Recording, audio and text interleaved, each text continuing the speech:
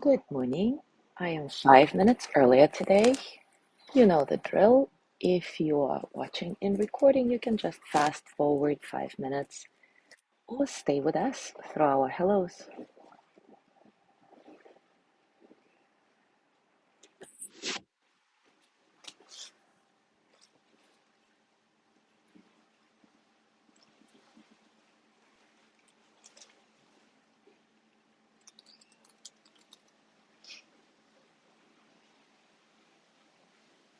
Good morning, Maria.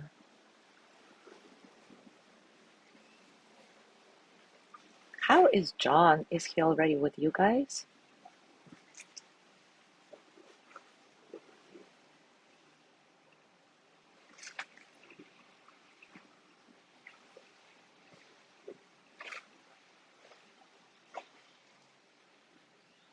Good morning, Casey.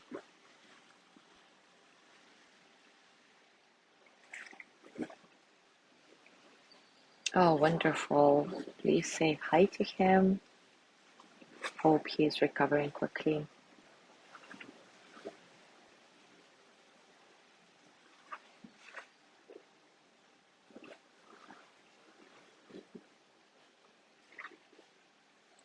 Maria says he is doing great. John is doing great, hoping to return to Playa Vallarta this weekend. Oh, how good. This is awesome. Not Playa Vallarta, Puerto Vallarta, duh.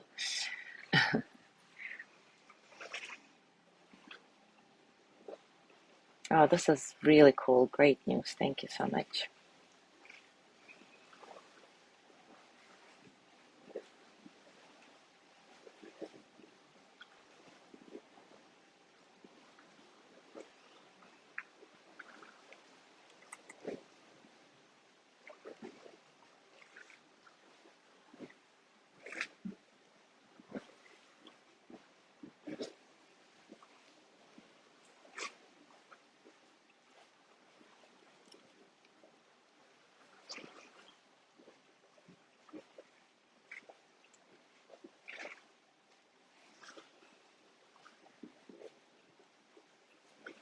Good morning, Judy.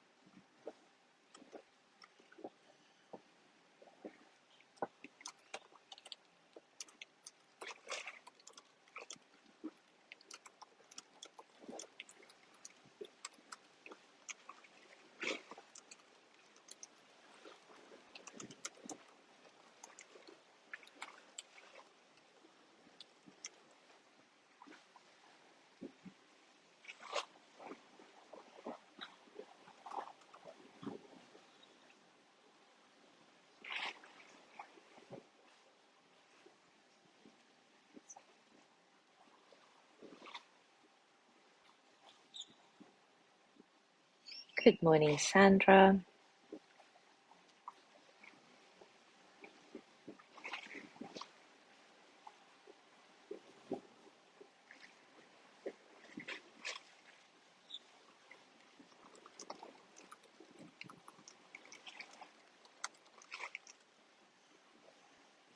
All right, it is time for us to start.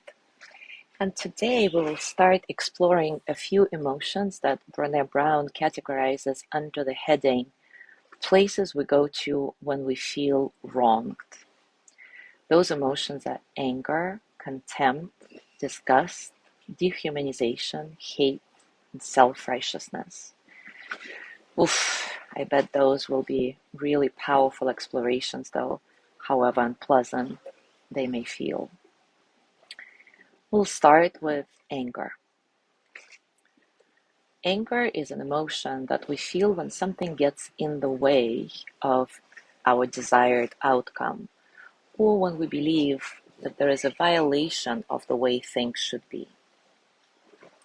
When we feel anger, we believe that someone or something else is to blame for an unfair or unjust situation, and that something can be done to resolve the problem. Anger is an action emotion. We really want to do something when we feel it. And anger is a full contact emotion because it activates our nervous system and can hijack our thoughts and behaviors. It can take a real toll on our mental and physical health. Actually, researchers explain that regulating and coping with anger rather than holding onto it or expressing chronic anger in an unhealthy way is crucial for the health of our brain and other organs in the body.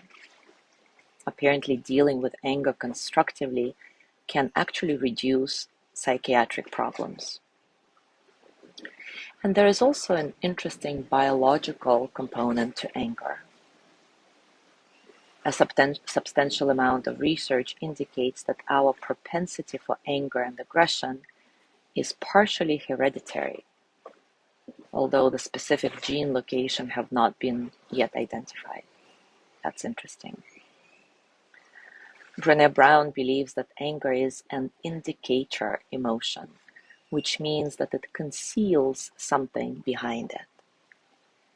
She says that during her research, the narratives of anger unfolded into stories of betrayal, fear, grief, injustice, shame, vulnerability, and other emotions. She explains, we live in a world where it's much easier to say, I'm so pissed off, than I feel so betrayed and hurt. It's even easier to say, I'm angry with myself, than I am disappointed with how I showed up. On the other hand, she adds, anger is often the most compassionate response to experiencing or witnessing social injustice. And it can be a powerful catalyst for change that doesn't need to be explained or justified. But we need to take it as such, as a catalyst, and not the end result. So to summarize all of this, anger is a catalyst. Holding on to it will make us exhausted and sick. Internalizing anger, on one hand, will take away our joy and spirit. On the other hand, externalizing anger will make us less effective in our attempts to create change and forge connection. It's an emotion that we need to transform into something life-giving: courage, love, change, compassion, justice. And the key here is to transform, to transmute. So not to hide it under, I don't experience anger, I'm so loving, anger is bad. Not at all. You need to own it and then see how it can be transmuted into something life-giving. So let's explore how we embody anger and what might be hiding behind it. Take a comfortable position, and as always, take a few moments to check in, to settle.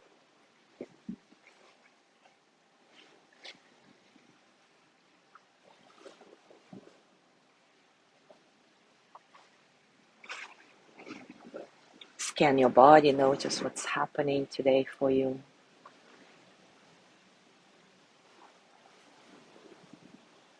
Let your breath be soft and comfortable and easy.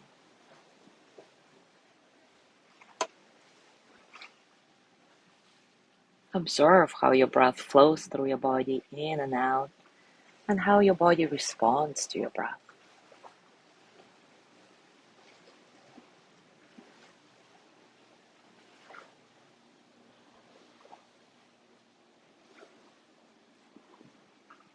And now bring to mind something that makes you feel angry. And for the purposes of this practice, choose something mild, because we can't really go into a deep exploration in the framework of our mindful mornings. And we don't want to start any downward spiral for you now. So if you feel under-resourced at the moment, perhaps it would be best for you to do a different practice today and come back to this one at another more appropriate time. So as you bring to mind the situation that makes you angry, start noticing what happens in your body. See if you can stay connected with your direct experiences, however uncomfortable they are, even if it's just for a few moments at a time. Remember, you are a scientist collecting the data that flows through your body and mind. There is no judgment. So what are your physical sensations right now? What's happening to your breath as you reflect on the situation that makes you angry? What happens to your heart rate? What happens to the temperature of your body? Where in your body does your anger live?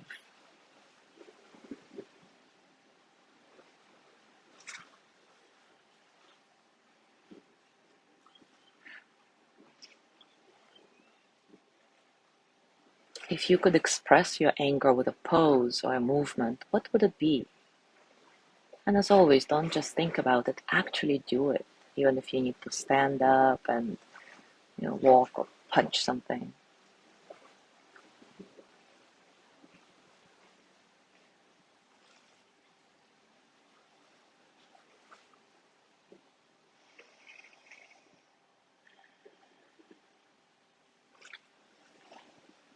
What is your thought process right now? Are you blaming somebody or something for being in the way of your desired outcome? Do you want to express your anger by yelling, pushing, throwing, punching?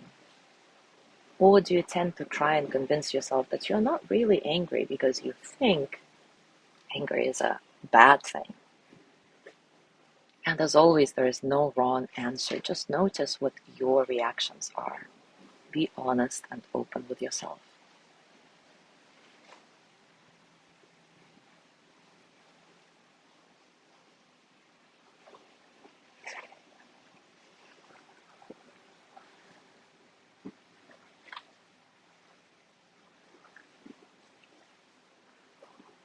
And now ask yourself, what's behind my anger?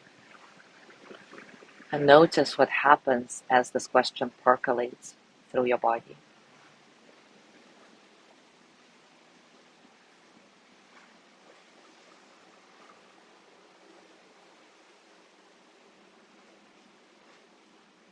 And maybe you discover that your anger is a friend for an emotion that makes you feel much more vulnerable. Is it pain of betrayal? Is it grief for lost love? Is it disappointment with yourself? Is it something else that's hard to pinpoint? Something that feels painful? What's behind my anger? Let yourself simmer in this question for a few moments as you bravely connect with your direct experiences.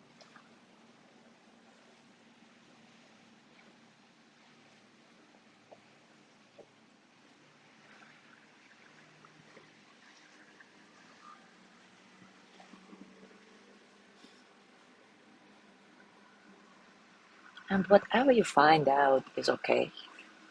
Remember, the more you understand about yourself, the more easeful your life can become as you release into the expansiveness that is your authentic self, the expansiveness that can hold everything, including anger and pain and grief and whatever it is you uncovered in this process.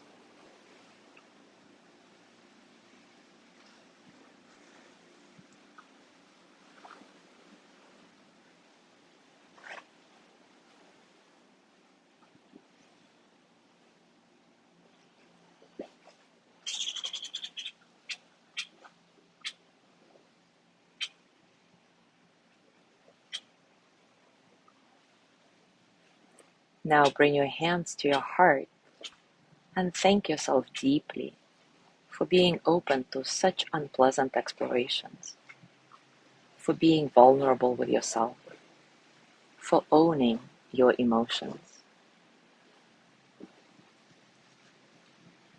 Gently start sending the words of loving kindness to yourself. May I be filled with loving kindness. May I be well in body and mind.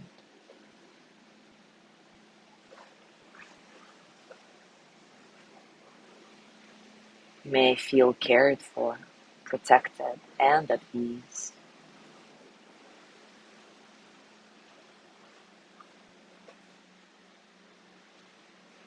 May I find deep, natural peace.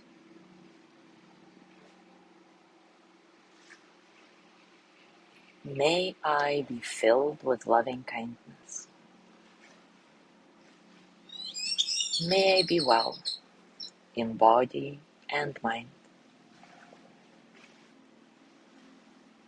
May I feel cared for, protected, and at ease.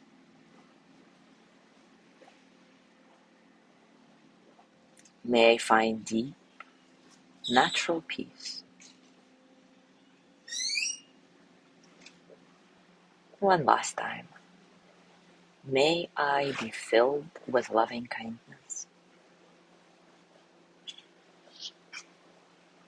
May I be well in body and mind.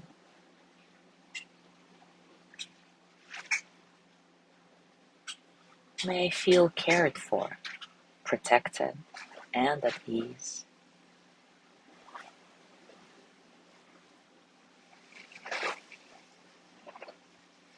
May I find deep, natural peace.